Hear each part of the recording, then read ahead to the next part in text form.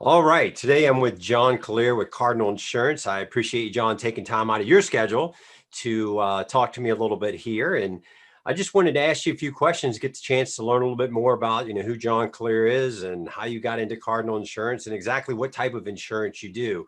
So tell me a little bit about yourself, John. Well, kind of a boring life. Born and raised in Petersburg. I haven't gotten far, have I? Actually, I've got some stuff here. Did complete high school, went to a Catholic school, so I got the Catholic education, some college, never completed college, piece here, piece there. Plus, been married 40 plus years. That's, in all honesty, I'm rather proud of that, but 40 some years. Have one son. I've lived in Chesterfield for over 40 years. Okay. Along the way, done some different things here and there, but nothing really that would stand out or anything like that. Have a small circle of friends, but my friends are really strong relationships. I treasure, just like you, I treasure them all. They're a very important building block in my life. People that I can turn to, period, and they're there. So, as far as me, we've gotten here over the last 70 years. I left numerous times this area. For whatever reason, the good Lord pulled me back to this area, and pretty much it's where I've been. Okay. So, before you got into, how long have you been doing this insurance, Cardinal Insurance, or insurance as a whole? Oh, insurance. Okay, insurance. I started in 2005, kind of a happenstance. In 2003, my wife and I decided that I was going to retire. Everybody thinks retirement is nirvana. We work hard and save and stuff to get to retirement. I got there after 2 or 3 months. I'm not ready to retire. I found out that I need a reason for tomorrow. And golf and basketball is not it. I need, this is just me. I need a reason for tomorrow.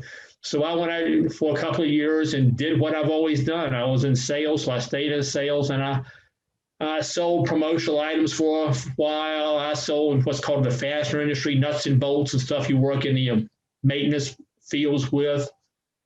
And was stumbling along, and one day I got this call from somebody. They wanted to talk to me, and I said, "Sure, I'll talk to you." I said, "Probably not interested, but I'll talk to you." Turned out to be Aflac. Huh.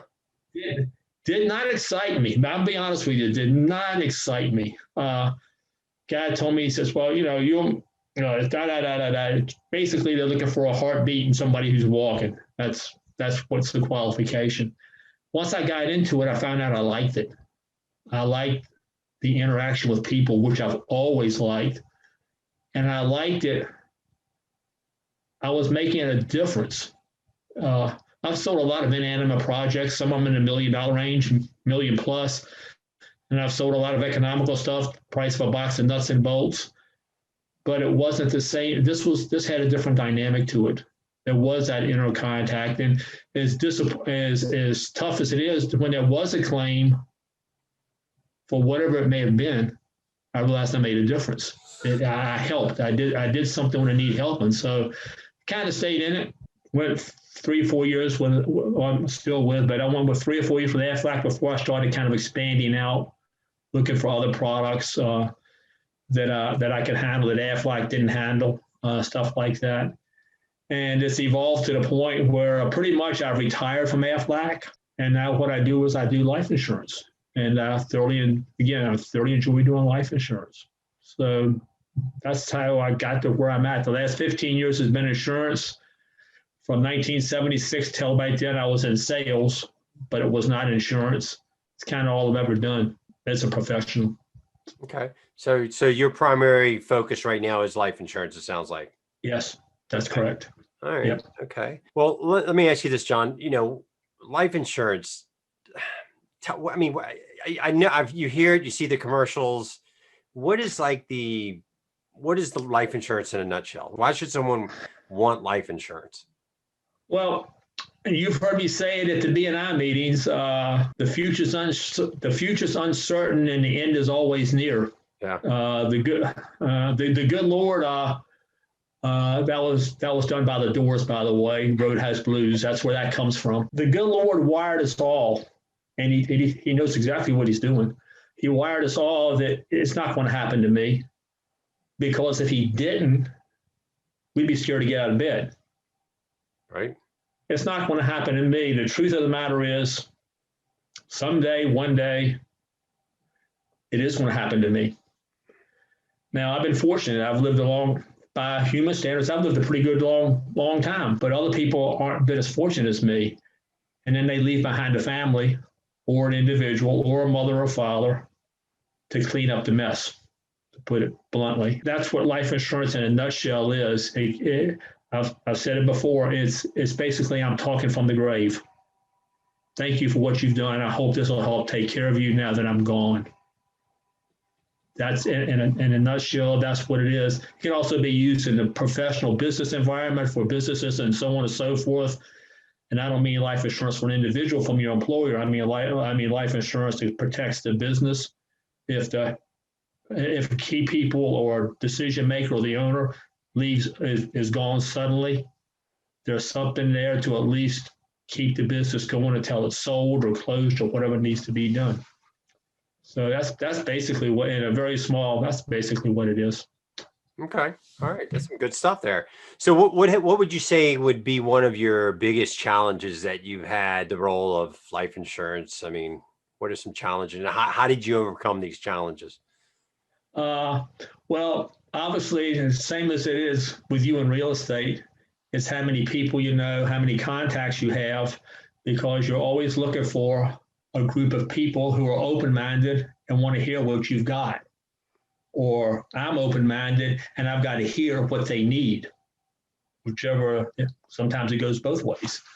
So the biggest challenge is getting people to sit down and say, okay, tell me about it, and have them listening.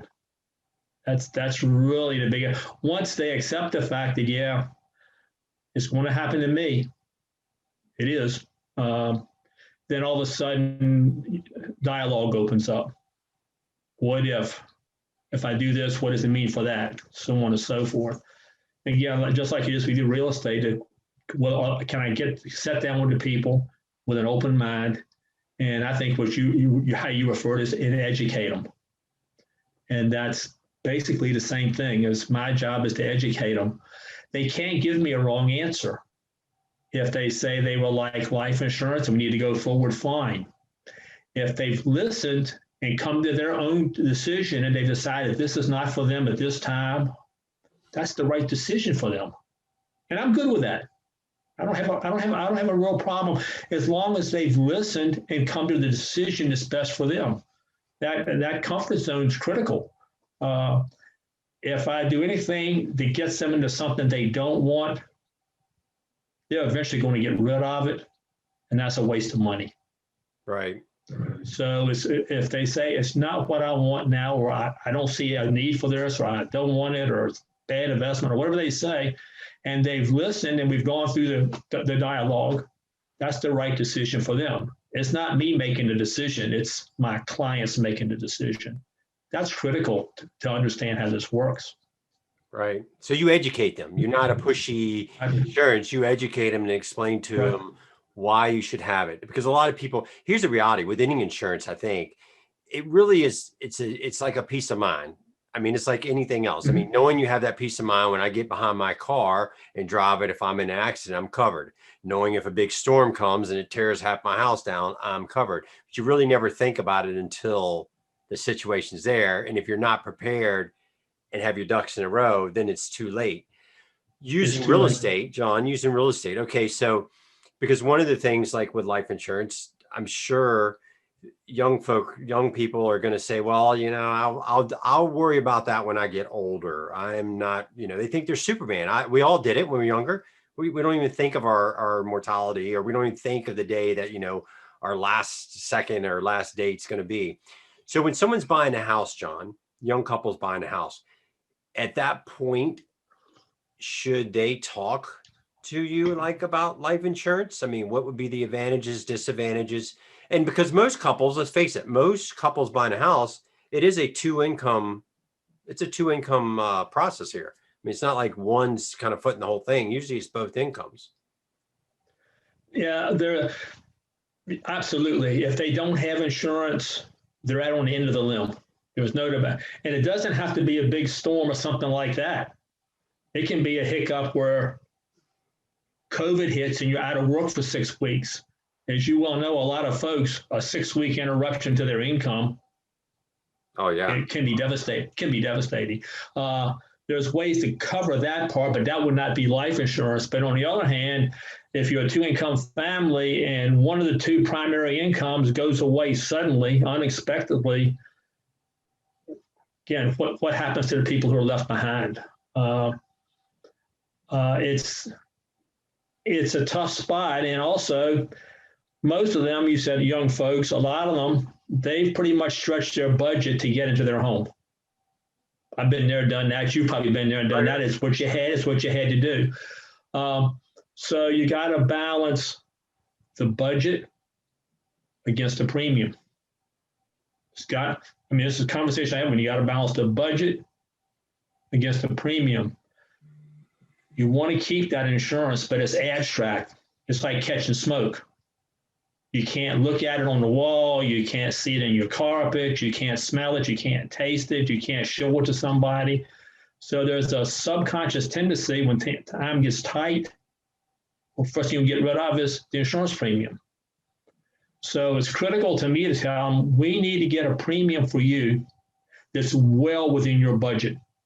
Be that whatever it is, $25 a month, $125 a month, whatever that is. I call that the comfort zone.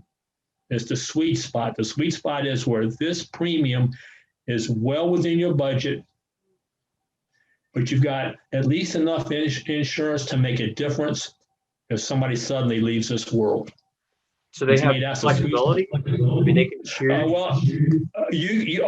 Absolutely. That's what a lot of folks don't realize. They think, well, I've got to get one insurance. No, you don't. We can get 3 different policies as long as you stay within that premium budget. As long as you stay within that premium budget, you can have some permanent insurance. You can have term insurance. There's different ways to mix and match it to get you as much coverage as possible. It's important that you try to do the best we can to balance. That's the sweet number. Okay, I've got enough benefit and the premium is not killing me.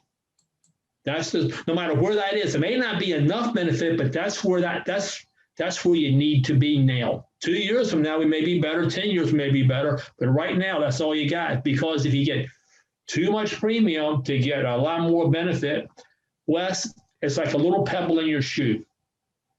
You can put up with it. You can walk, do what you got to do. But sooner or later, what are you going to do? You're going to stop and take off your shoe and dump out the pebble. Human nature. Me too. So if that premium is a struggle, that's the pebble in your shoe. And sooner or later, what are you going to do? You're going to drop the premium. Waste of money, and any coverage you had is now gone. So to me, people get surprised. I said, we got to talk budget. What can you comfortably afford premium-wise? And then I can work from that. It may not be everything they want, but they have a tendency to keep it because it's not the pebble in the shoe. That's the way I go about that. That's good. That's a good analogy. Yep, absolutely. So basically what I'm hearing is with life insurance, where most folks might think it's just one plan fits all, there are different varieties of payments and plans and stuff that you can set up. So you don't necessarily, it can be as simple, like you said, as $25 a month or $125 a month. Is that what I'm hearing you saying, just based on where they are in their life and what they need for their, okay, good. Okay. Yeah. All right, John, let me ask you this, and this is a little bit off of what life insurance, but let me go back a little bit. If you could turn back time, John, and you were talking to your 18-year-old self, what would you tell yourself today if you had known back then that you wouldn't have known back then? That snot-nosed kid way back then. No, the know-it-all kid. I would tell him one thing only. I would tell him mentally, don't think job, think career. That's what I would tell him, because all I did was a job and another job or whatever, however the progression worked. One, if I'd have been if that snot-nosed kid would have been smart, he'd have been thinking, where am I going to be in 30 years, 35 years? Is this career going to carry me where I need to go? That's what I tell him, as opposed to, okay, I got a job, I can make my car payment, I can buy a 6-pack of beer, everything's great. Well, yeah, I'm kind of, but if I'd have just thought a little bit farther ahead, beyond into the hood of the car, and not thought job, but thought career, I'd be better off. I've done okay, but if I'd have thought a little differently, I'd be better off now. Yeah, that's some good words of wisdom. Thanks for sharing that, John. So, John, if somebody needs to get a hold of you, I mean, how do they get a hold of John? What's the best way? Obviously the easiest way is my cell phone, which is on every piece of literature I've got.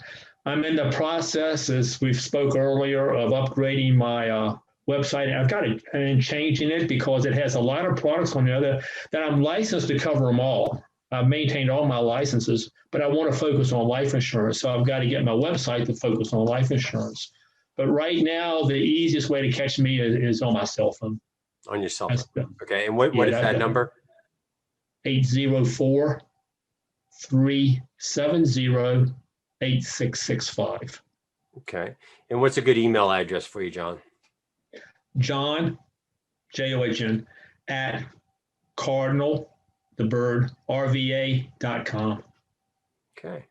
Well, very good, John. Well, I appreciate, like I said, I appreciate you taking this time out of your busy day to just chat with me a little bit. And I hope this information I know it's benefited me. I hope it will benefit some others that actually watch this. And I thank you. So thank you, sir. Okay. I appreciate the time also, Wes. Thanks for the invitation.